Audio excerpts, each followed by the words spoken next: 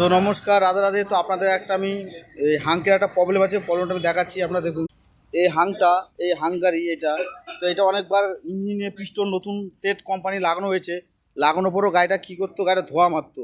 তো ধোঁয়া মারার পর এটা যে প্রবলেমটা আজকে দেখতে পেলাম, সেটা হচ্ছে এটার ভিতরেই প্রবলেমটা লুকিয়ে আছে।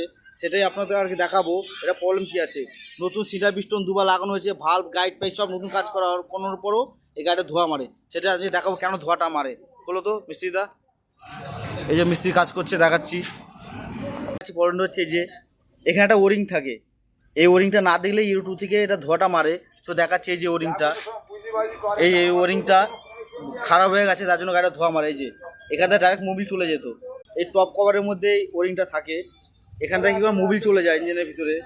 তো এটা আপনার পাল্টাবেন যখন তোমার গাড়ি ধোঁয়া বন্ধ হচ্ছে না। এদের আশা করি রোগটা ঠিক হয়ে যাবে।